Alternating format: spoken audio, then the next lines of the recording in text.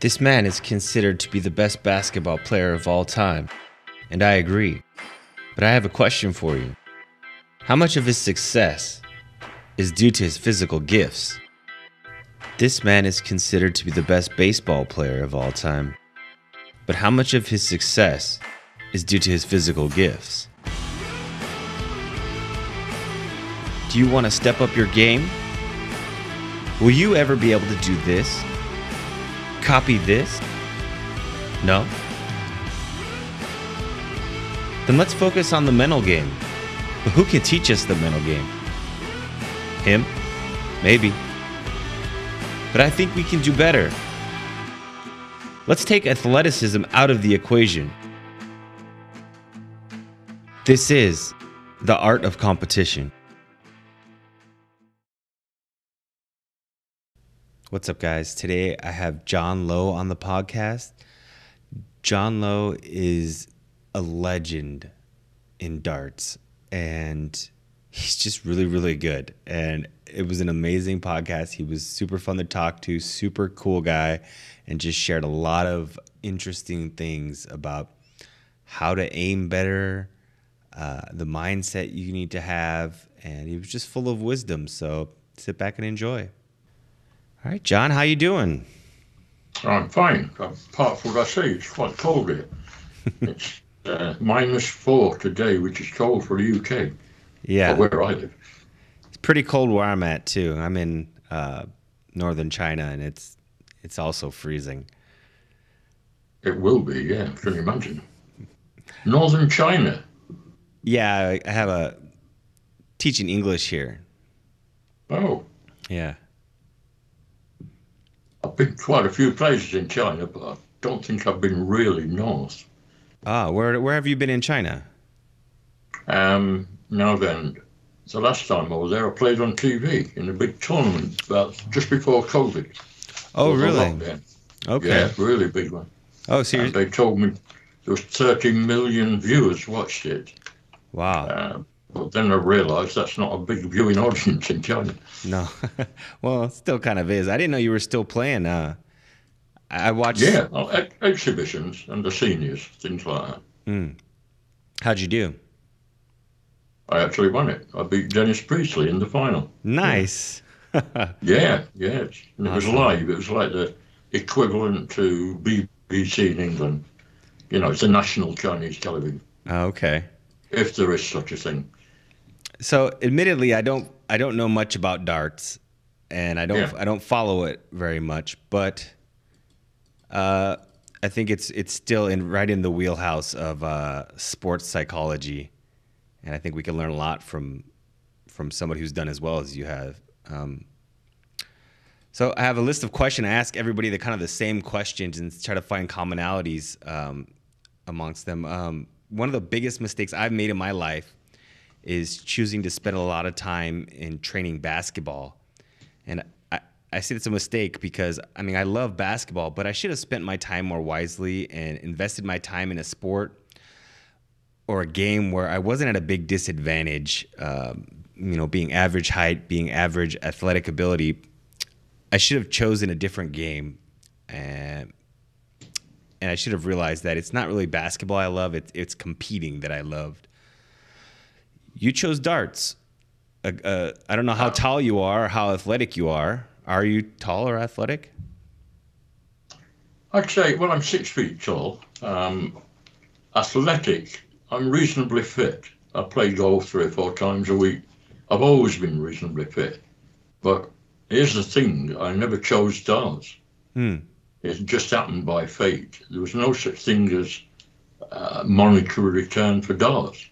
I was a joiner by trade, a carpenter in the building trade. And then all of a sudden darts come along as a pastime. I was 20 years old before I even threw one. Mm-hmm. I used to race motorcycles at a clubman level in those days. And then when I actually did throw darts, I found it interesting that I thought, how do you make this little missile go to the board easier than... there's not every sport has this. Cricket has it. In this country, you can alter the bat. Football, you can't alter the ball, but they alter the shoes. So I think that's what really intrigued me, where all of a sudden I started making it a little longer, a little shorter. And I was fascinated. How do I get this thing to hit the place I want to hit without having to put too much work into it? And so there was nothing, no monetary returns, as I say. So I basically grew up with darts as it came to TV. Did you So play I grew other up with television. sports? I played every sport reasonably well, but not well. Not good enough to be. There's always somebody at school or the next step. There's always somebody better than me. What did you play? And I didn't have any. Well, British games really: football, cricket, running. You know, athletic things. Yeah, but we didn't have like baseball and things like that here. So it's needless to say, you don't think you would have had the same success that you had in darts, in cricket, or in football.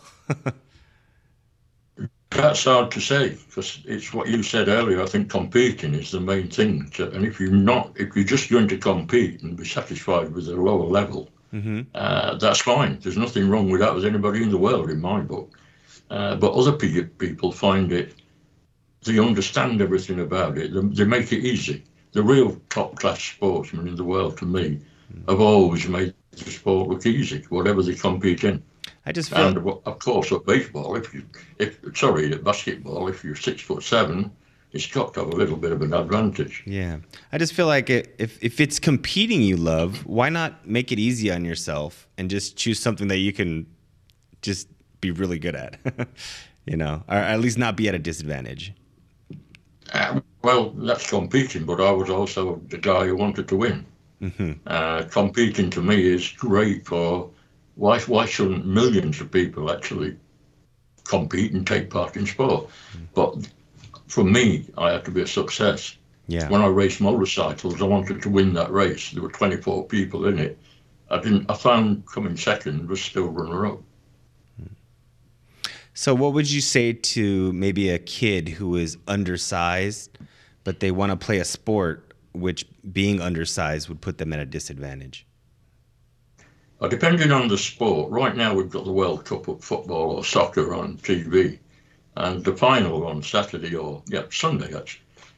The Argentinian player Messi is not really tall at all. I think he's only about 5'6", and he's the best player without doubt over the last few years, the best in the world. That's very true. So surely it's open to everyone, isn't it? Really, you know, just trying to pick your sport, I think, very difficult.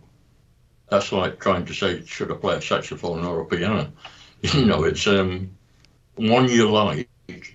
You'd like to play them both, but one you'd obviously like a lot better than the others. I think that's a great answer. It's kind of a non-answer. It's tough to pick your sport, but I think that's the fact of the matter. Like, it's so kind of a shame that our life can boil down to that one decision we make when we're 16 years old, you know? It can, and a lot of people have been in sport. People I know in sport have said, I've turned out to be a footballer, but I'd really wanted to be a golfer. It's really strange, and but equal at both. You know, there's some people quite fortunate. The coordination allows them to be exceptional at a lot of sports. Right. And we're definitely going to get into that, because you're right. There's something special about some people who just, like my friend, I swear he doesn't practice as much as me at all. And I'll shoot the basketball every day. We'll go play, and he just shoots way better than me. And I'm just like, I practice 3-4 days a week, and he hasn't played in months, and he's just a better shooter than me. It's frustrating. That's maybe just the naturality of it. Yeah. I mean, a lot of people said to me, do you spend hours and hours practicing? I said, well, when I first set off years ago, I practiced not knowing it was practice. It was enjoyment. Right. I actually enjoyed doing it. But then when it come around to it, when I was earning monetary return, then I thought I'd better start practicing to get better and stay longevity. But in all honesty, practicing is boring for everybody. I think at every sport, practice must be boring. The ones who say they enjoy it, I think they're slightly telling a white lie. Interesting. Okay. One of the biggest mistakes I made was not working hard. And you always hear champions say, I worked hard. That's a pretty broad statement. I think what they mean is what you just said. It's the boring stuff. Is doing the things you don't enjoy in order to get better. Because things that are fun, you don't attach the word work to them. The word work is reserved for things that you don't enjoy. So remembering my goal here as I examine commonalities amongst champions, I'm curious, you kind of already answered this, but I'm curious if enjoyment is a big factor when you were training daily, grinding day in and day out, practicing. Did you find it enjoyable, or was it like a chore? The enjoyment comes when all the hard work you put in is the winning at the end of it. That's the enjoyment, and all that hard work then comes things you've got. That's what you should have done. But in all honesty, I did things like in America, the bullseye, the centre of a dartboard is called a cork.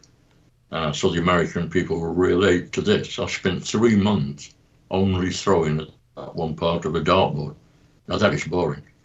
But eventually, after a year or so, I thought I was the best the centreboard player in the whole world, because I'd worked that hard at it to make sure I could do it.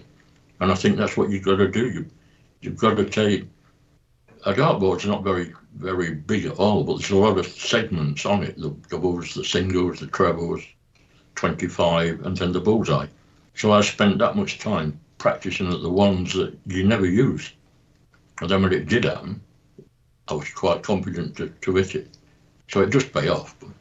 But I think it's a chore. I think, yeah, I'll be honest, I think practicing probably is a chore. I suspect I'm going to get that answer a lot from these people that I'm interviewing. There was something it slipped my mind. I wanted to expand on that. But you did feel like it was a chore. Okay.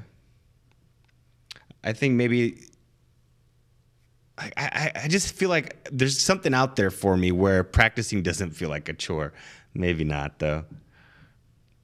But it depends, again, if you call it practice or just doing something you enjoy. Oh, that's what I was going to ask you. I remember what I was going to ask you. Was it difficult to maintain your focus when it's boring? That's a tough question. I'll go to golf on this one. If I'm playing golf and there's nothing at stake, I just find it that I'm just hitting this ball and spending 4 hours going around the golf course. If there's a minute they put up and make it a competition, whether it be £1, $1, a dinner, anything, all of a sudden I check my whole attitude changes. And all of a sudden I go into the mode that this is a competition and I want to win. Choose whether it's for hardly anything or a lot of, and I think that's the difference. You must somehow present a competition, make it competitive. It has to be, even if you're playing with an 80-year-old son or whatever. There's no point in letting him win. He's got to realise that he's got to work hard as well to beat you. I mean, sometimes you have to let them win, obviously, to make sure they don't stop doing it. But at the end of the day, they've got to learn to lose before they can win. That's a beautiful answer, how you said you got to make it competitive. I really like that answer because, I've talked to like a free throw shooter who made 500 free throws in a row. And that's kind of what he said he said it's kind of boring just shooting free throws over and over. He's like, what I would do is try to make 10 in a row, make some kind of make it competitive, like you said, make 10 in a row, then to make 20 in a row, then make 30 in a row. And that's kind of mind blowing, hitting 500 free throws in a row. Wow. Yeah. And it's, sport is sport. But the minute you bring monetary tag to it, it becomes a modern sport. Then it turns back to work, what you said before. You're talking to a poker player here, so my background is poker. So, yeah, if there's no money on the line, like my friend, I'm way better than him, but when we play, he beats me because I'm like, there's $1 on the line. I'm not really. Yep. Yeah. That's where I'm at. Because, I mean, in England or Great Britain, the dartboard was in literally 1 out of every 3 bars. Mm-hmm. Now it's not so much like that now, but it used to be. And so it's originally like a British institution, really. Right. And then it grew like that, you know. But then it came out of the bars into the right now big training centres, leisure centres. Some of them got about 50 dartboards, Yeah, I didn't and of realize it course was so popular. TV. Oh, and now it's so. I mean, the players up to date, the top players, their earnings are now way up there with the sports. You know, like the world champion last year, around £2.5 million in the UK alone. I was gonna say it's probably really the best dart players. Are they from England? That's changing very fast. Europe now, like Germany, Sweden, Denmark, Belgium, Netherlands, and now Australia is growing into. America's catching up. I've been fortunate enough to be going to America probably 150 times, competitive 150 times, and seen it grow. But it went on to a different sort of technique, and it was a plastic tip thing, like throwing in plastic points going into a dartboard, which took the score off automatic. So they didn't catch up with the steel tip, which we call steel tip. Now they are. It's becoming. It was at Madison Square Garden last year. That's how big it's coming. Not actually in the boxing arena, but you know it's still there. Right. Yeah. My next question is a little personal. If you don't feel comfortable, basically it's kind of about your childhood and your upbringing and how this may have affected you, your competitive game. Because for me personally, I've always been kind of immature for my age, and I love to laugh. I'm kind of a playful guy. I mean, it doesn't help that I'm a kindergarten teacher, you know, telling little kid poop jokes to keep their attention. But this immaturity has been a shortcoming for me in my competition. Can you share with us some milestones during your journey of maturity that might have helped you improve your game? I think just the actual part of travelling helped me improve my game. It's confidence, self-confidence. I'm from a mining community back home, a little village, miners, and they never went anywhere. A lot of them never even went to London. You never went to the capital. All of a sudden, I've travelled the whole world probably 30 times. I know my geography is now a million times better than what it ever was at school, learning, because I've been there. And as you grow, you learn a lot more than playing darts.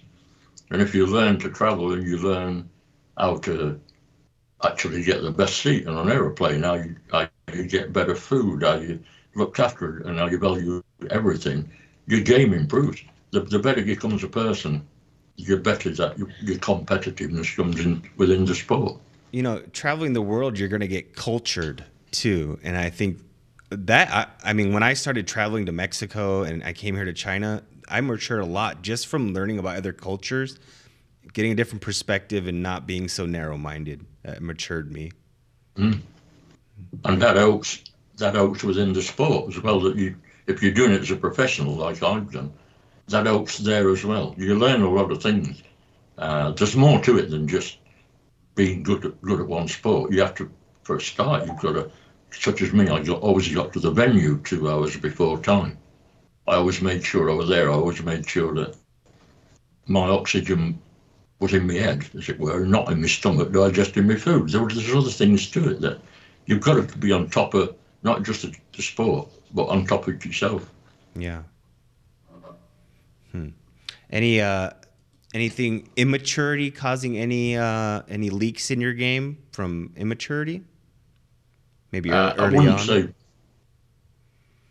No, it was all from me. It was all about how do I get better, but how do I do it easy? Because I still believe everything can be made easy. We make things difficult ourselves. I'm sure we do, you know. And I learned how to do it. I learned to get a proper stance, so I didn't get backaches and things like that. I can still play now at 77 years of age. I'm still a good competitor. And I think that's the longevity with learning how to set up right. And there's another thing, if it all goes wrong, which it does in every sport. If you watch golf, all of a sudden the very best will go. If they stop for 2 or 3 weeks, then you find out what all the mistakes were and come back. So that's part of, I suppose, the maturity, the learning now to say, look, go back to basics and start again.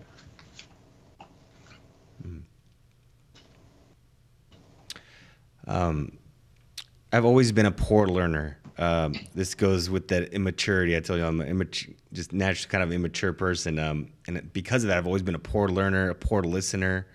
And this is one of the biggest mistakes I've made in competition. I've never sought out coaches. I developed bad habits, both mentally and mechanically, because of this. And this series that I'm making, Commonality Amongst Champions, I think it's most useful for kids, actually, because, you know, the old saying you hear a lot, you know, I wish I knew this years ago. And I suspect many champions, they did know this years ago. And probably because they were good listeners.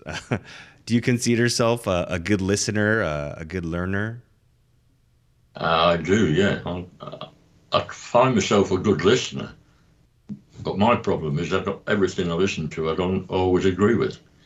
And that's especially in sport, because I always believed that people used to tell me when I was sort of 21, 22 years of age, that was young at darts then, how to do it. I used to think, well, what have they ever done?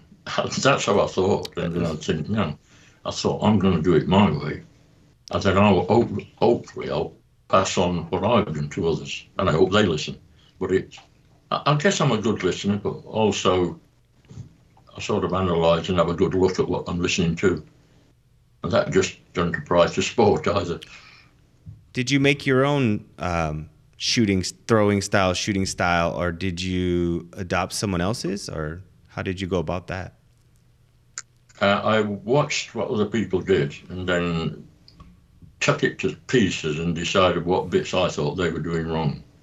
And then I developed a style which is, I'm pleased to say, known throughout the world as my style, which I think is the nearest one, the simplest one. But back to what you said, when I played golf, I never had a lesson in my life, and I've played for over 50 years. But I wish I had. Yeah. Because I fully believe the coaches in them days, or any days now, and to youngsters, they should go out and get coaching. Because it's easier to set off with a correct style than have your own and try and mend it years later, which you can't do. Yeah, I got all kinds of bad habits I'm still trying to break. And you know, I always change my basketball shooting style.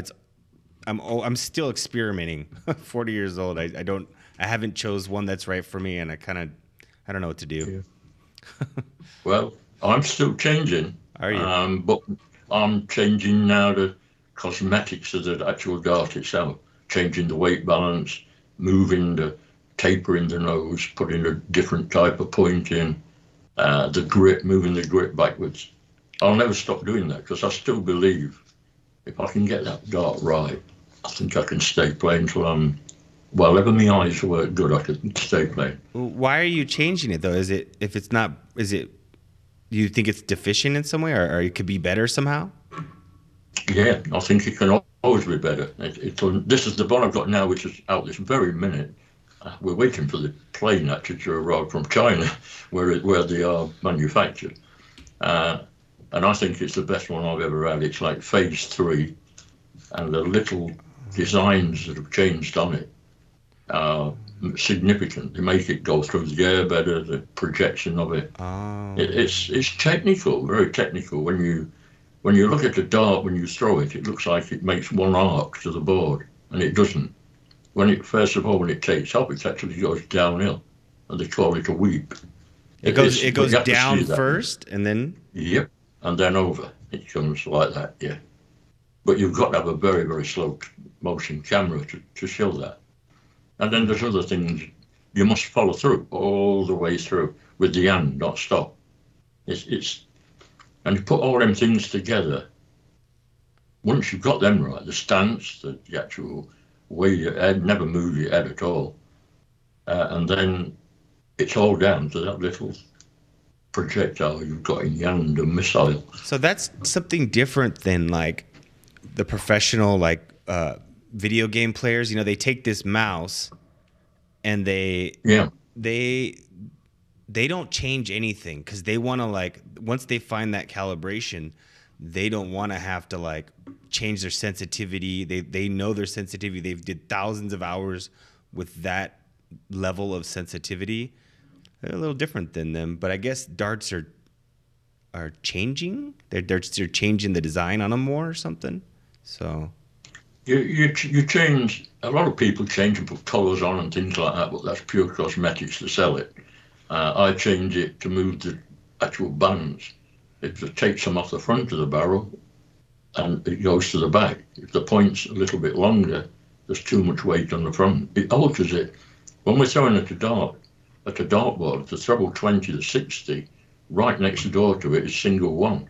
So you've only got to miss by a millimetre.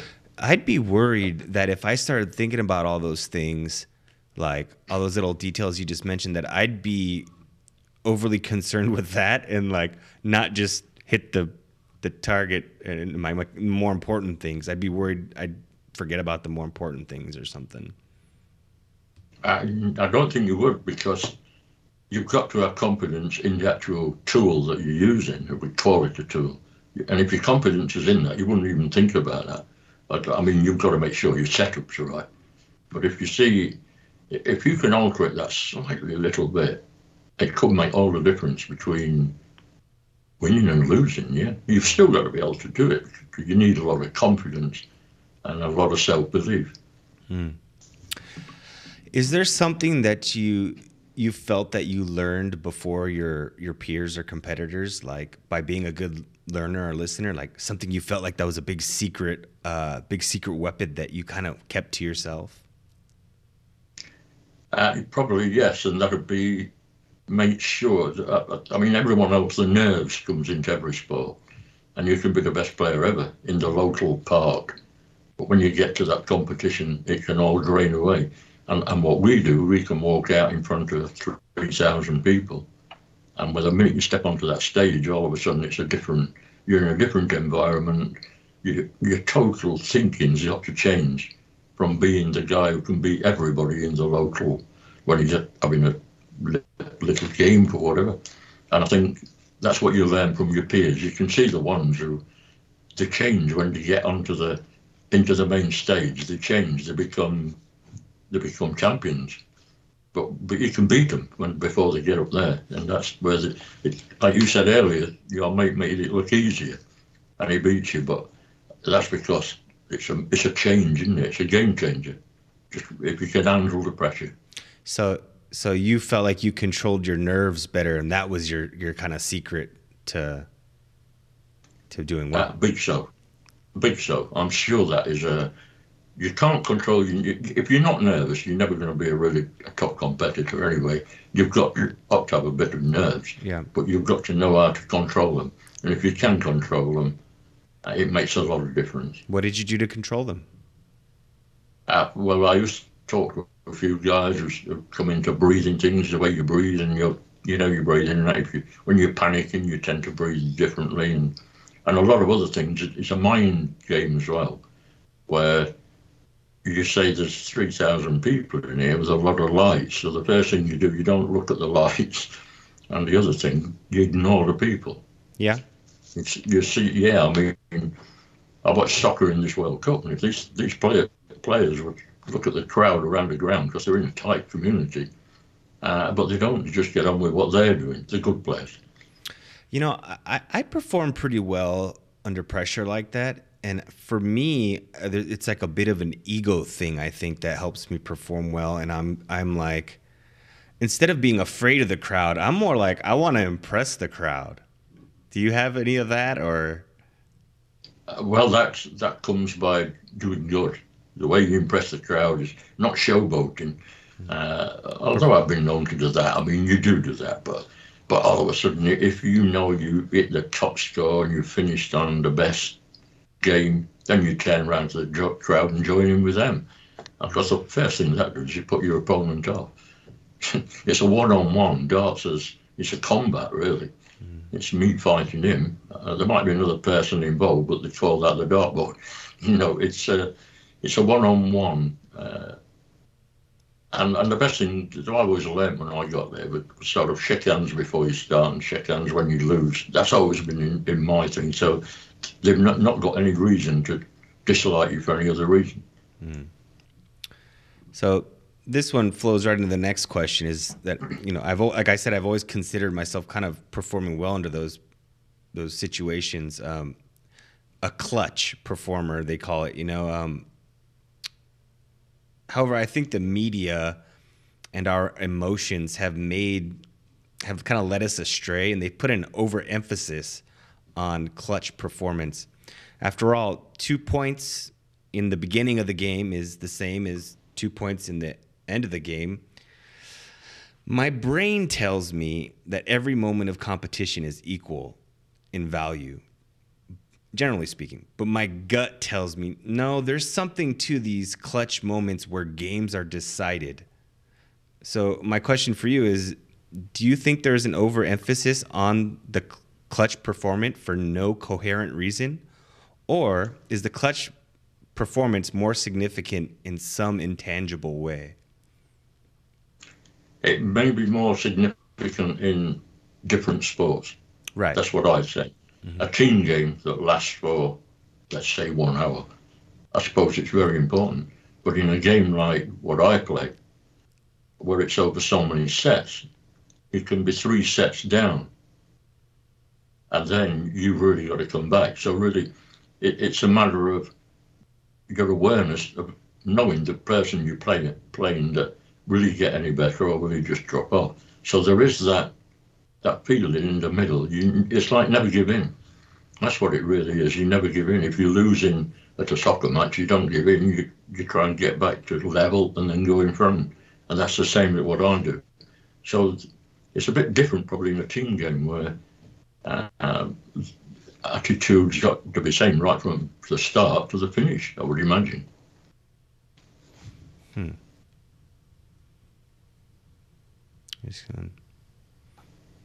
I'm thinking like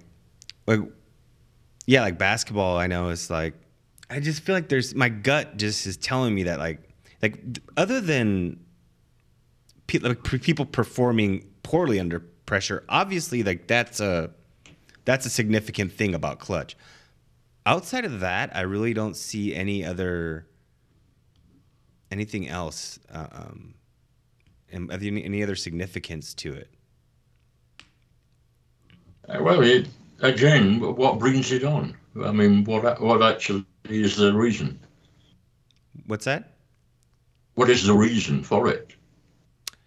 Emotion, I think, and media like saying like, oh, it's excitement, right? Is the reason for the overemphasis, I think. Yeah, probably, and the media love to see people suffer as much as they do well, which is not a good thing. And again, I think that will always happen because the person who's doing the writing in the media or the commentary, sometimes he thinks he's better than everybody, or she does better than everybody that's taking part. So that can change a lot, but top players will underperform. They can't perform at the top level all the time, unless you're Messi. He seems to. Because I know sometimes, like, if I'm playing against somebody who I know is like a clutch performer, I will try to get an edge earlier in the game, subtly. Like, I'm trying really hard in the first, second, and third quarter, trying to get a head start, knowing that they're probably gonna turn it on any minute now and start destroying me because they're probably. I mean, if they're assuming they're better than me or something, I'm trying to get that edge early on. Well, yeah. It depends which of the two you want to be, doesn't it? Yeah, really. Or you're up against who your opponent is. Yeah. Well, in sport, if you're playing, you have to treat them all with the same respect. That's the biggest thing, and that way you know that they're capable of being very good. If they turn up that day and they're not good at all, you tend to say unlucky you weren't that good today, but that again's like a bit of a hype that you're doing for yourself, knowing that you've got one over them. That's a good thing. When you were throwing darts, did you did your focus increase as the match would get deeper and deeper towards the end? The focus is really the same from the beginning, but when you get in front, that's when the focus steps up. Because when you get behind trying to step your focus up, more difficult. You're always better off to be in front. You see a lot of players, they'll say he's a good player when he's losing. But I never found that to be the right thing. I always thought I'm a better player when I'm at least one or two legs in front of the other guy. Okay. So when I started playing poker, I played basketball, I played baseball, and then I started playing poker. And suddenly athleticism was taken out of the equation. And Unknown caller.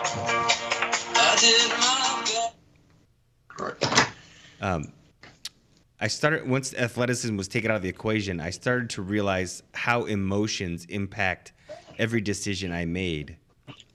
And strayed me away from like a game theory optimal approach. I feel like emotions can influence you to make suboptimal decisions.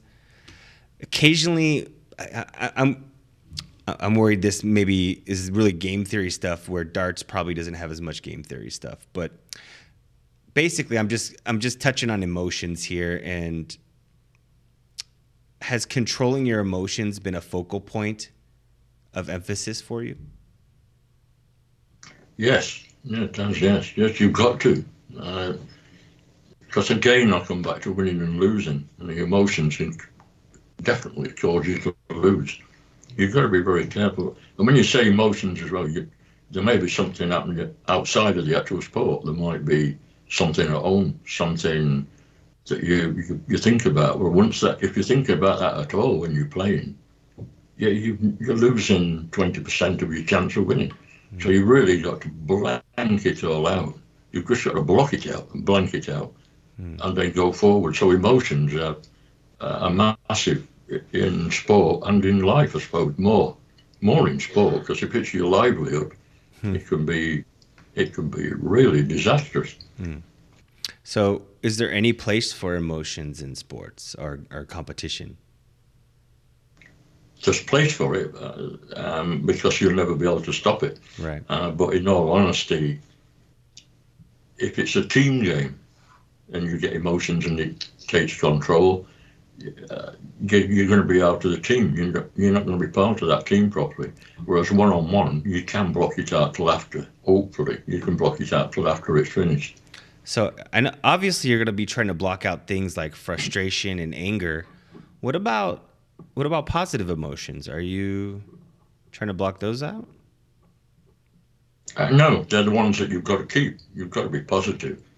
But when you say emotions like anger can come because you think other people are trying to get one over you by unsporting like work. What they do, you can see that a mile off. I've had times when I've stood in finals and the guy behind me has been tapping his darts together, which I can hear. and I've turned around and just looked, not said anything, just looked. But it's gamesmanship, and that'll come into all sports. And sometimes it's not always the players. Maybe the referee, the man who's running he seems to be doing it wrong. Then the emotions go crazy with the players. Yeah. Because straight away they've had unfairness on them. And now we've got all this VAR in every sport, checking on everything. That's made it even more difficult. And, emotions will always be there, and there's a place for them. Well, because it's something I've put a lot of thought into, and I'm convinced that there's no place for negative emotions. But I'm kind of thinking that there may be no place for positive emotions too, because a lot of positive emotions can also have like negative side effects other than confidence, but like if you just like a positive emotion such as satisfaction. I mean, you might let your foot off the gas a little bit. I mean, is it possible that stoicism is a better approach, or do you feel confident in saying like, no, you got to have those positive emotions? Yeah, I'd say you've got to have positive emotions. Yeah, Okay. you've got to drive forward, and you can't sit back and say, right, I'm winning now, so I'll just sit back and wait till he catches me up. That's not the idea. It's obviously, you've got to stay in front, and I think that's. I mean, imagine a runner getting emotions like that. He's got to have positive emotions to keep in front of all the people he's taking part against. And it's no difference to what I do. When it comes in that you've got negative approach and negative emotions, that means you're on your way to losing. Kind of ride the high when you're doing well. Yeah, and get on the high when you're not doing so well. So I'm going to share a chart with you real quick. I'm going to share my screen.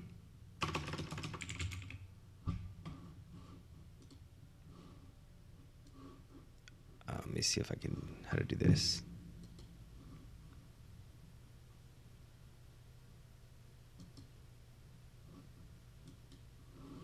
Can you see my screen? I see your screen, yeah. Yeah. Okay. Can you see this chart I'm bringing up here? Not yet.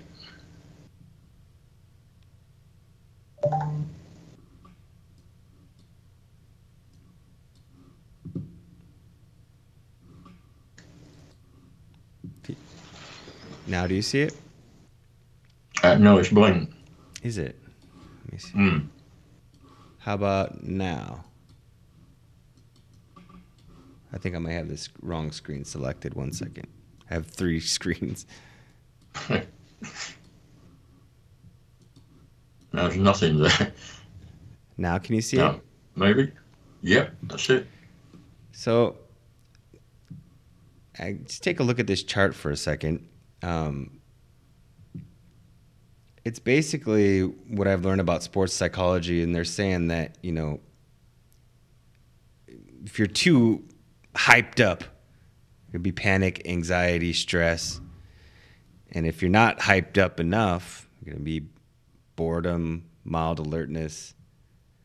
And at the top here is effort, which kind of ties in with all this.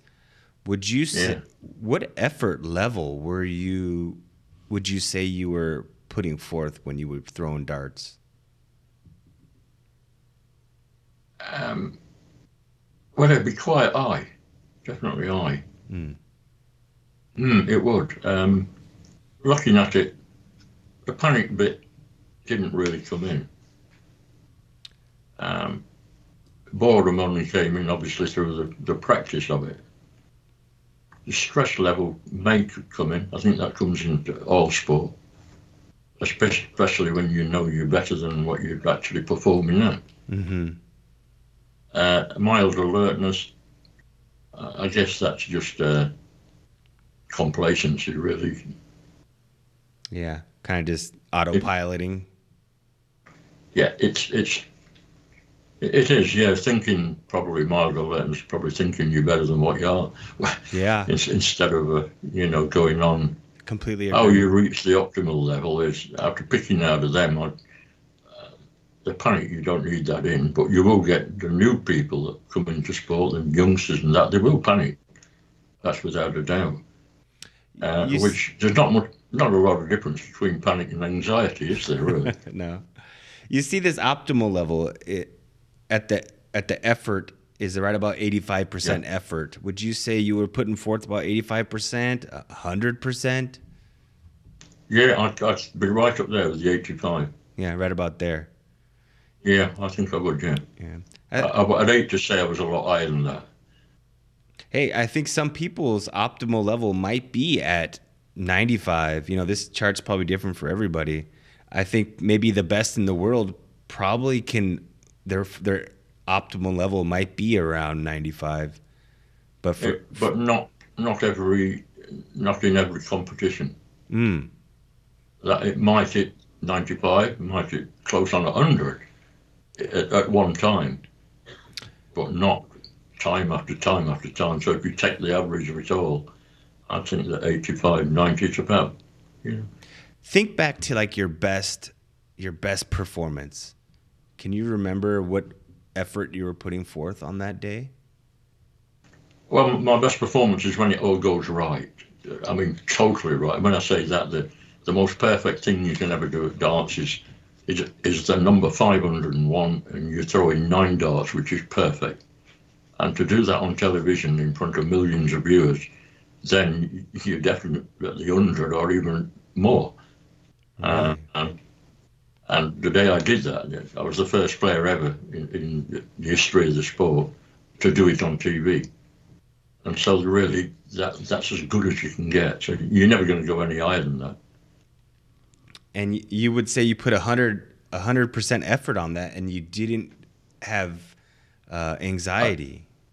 There wouldn't be any panic, anxiety, stress. There'd be definitely no boredom, no time for sleep. Or the alertness would be serious alertness, not mild. You'd have to be alert to knowing that once you've thrown the 3 perfect darts, the other player gets to throw 3. Then you come up and you have to throw another 3 perfect darts. And then again, the other fellow gets to throw. And then you've got to do the all-important and finish the actual score off. And then you're just elated then. And just, obviously, you've done something magic. And you've written the history books, which is then you must be on 100%, if not even 1,000%. And then you have to come back down so quickly to make sure you go on and actually win the actual match. I think it's probably different in different sports, because I know if I'm playing basketball and I'm doing 100%, I'm going to be out of control. Yeah, I find that it's almost impossible to do 100% continuous. So can you get into some details of just being good at aiming? Because I'm sure a lot of people who are going to watch this podcast, you can apply. I'm sure you have some things that we can apply to everything, to darts, to rifle shooting, to basketball shooting, whether it be aim small, miss small, something like that. Do you have any tips? I do. Which applies to a lot of sport, before you actually execute what you're doing, you've got to have your whole body. It's got to be in line. It's coordination in darts. It comes first thing is to keep your head perfectly still, if possible, because the minute you move your head, all the rest of your body moves even minutely, but it will move.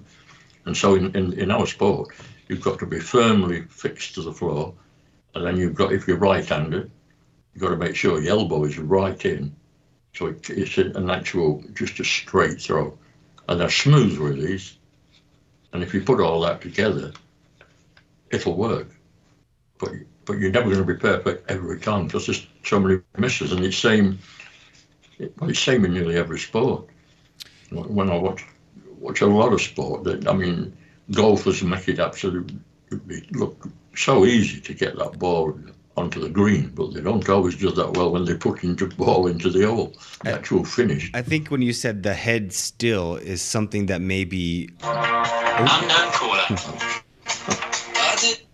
No worries. No worries. I think when you said head still is maybe something that's often overlooked in I never hear no one mentioning that when I hear people talk about aiming stuff. I don't hear that one mentioned. That's probably a good one. It is, when it applies to such as me, and it applies to snooker and pool and things like that. They must keep their head still, else everything does move. With other sports, which I do look into myself, if you're playing tennis, for instance, you never look at the racket. You only look at the ball approaching. There's many things in it, and it's the same. You never look at the dart when you're throwing a dart. You look at the target area. And I would think, personally, that applies to basketball. I would have thought they've got to look at where the target area is, because the ball is going into that. Are you you're aiming at the target? Is there some kind of specific? Are you like Like, I don't know. I just don't know. I'm terrible at aiming. I don't know. Well, really what you've got to do is don't look at all the other parts, segments of the actual dartboard. If you're throwing a treble 20, then try and get both eyes focused onto that treble 20, not looking at the whole of the board, because you've made the target area bigger. So you've got to make the target area as small as it is. And then if you've done everything else right, like your stance is right, and your arms right, and your release is right, and you're using the right equipment, you've got a better chance of getting it right where you're looking. Okay, I know a good question to ask you. What are you thinking about as you're going to throw this dart? I'm thinking this is going in. Oh. Because that's the positive, what we said before, you've got to have that positive outlook. And if you miss, then you've got to think of another way to finish, because you've reduced the score by a number you didn't want. Like if you wanted 60 and it goes in 1, now you want 55. So you've got to change. So you're not thinking about around. You're not thinking about mechanics. You're thinking just confidently. Yes, you've got to think confidently, and you've got to know all the finishes. That's another part of it. But that's memory. That's not really subtraction, because you have to be able to subtract and add at the same time. But that's not, you don't do that. You've done it so many times over the years, you remember every single combination of finishing.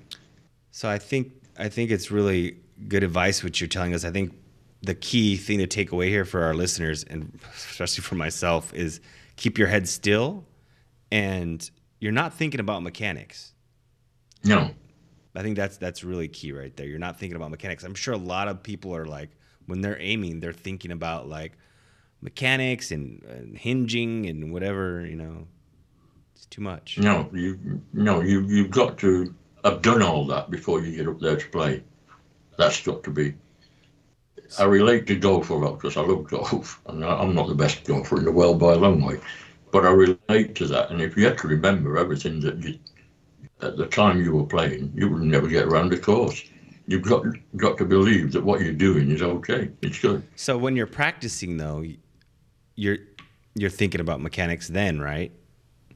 Yep, because then you can change. So that's the whole idea of practice. That's what I do when I practice. Is usually I'm thinking about I'm like, okay, my follow through sucks, so I'm going to shoot 100 shots and only think about my follow through. Is that a good practicing technique, or? That's the perfect way to do it. You pick up what's wrong with the part of your game. If I decided I couldn't hit double one, hopefully I'm never going to leave double one, because they call it the madhouse, which it is. Nobody wants it, because if you hit one, you've got nothing else to throw at. So I spent another couple of months just throwing at double one only, and I got so good at it, and then I never left it anyway on TV. But that didn't matter. In case I did, it was always there in the back of your mind. I spent all that time. Now's the time to do it.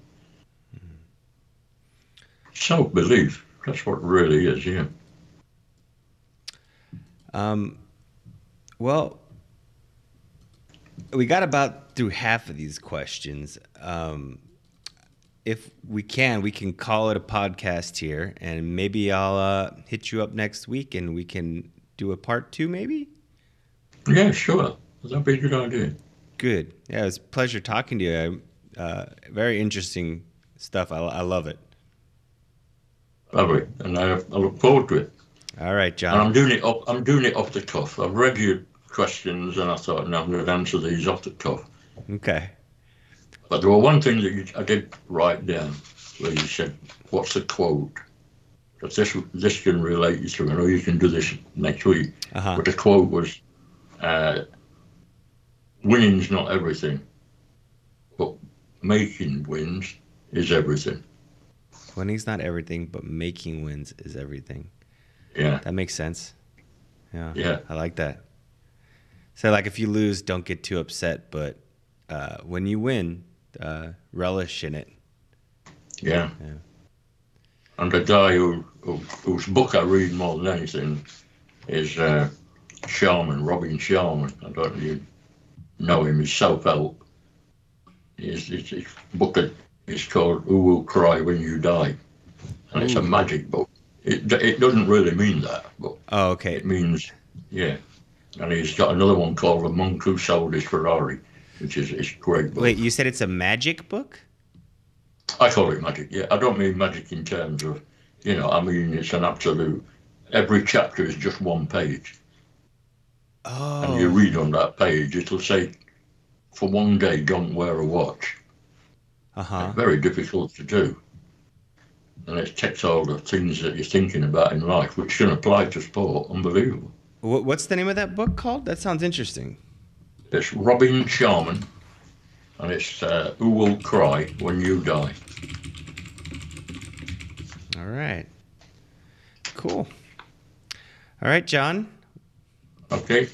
I'll be. You contact me in what day you want next week, and I'll be. Okay, I will do that. And I'll make sure the sound and the vision's on. You're fine. Yeah, thanks for your patience with all that. I'm glad we got to do this. Great. Bye. Thank you. Bye. Bye.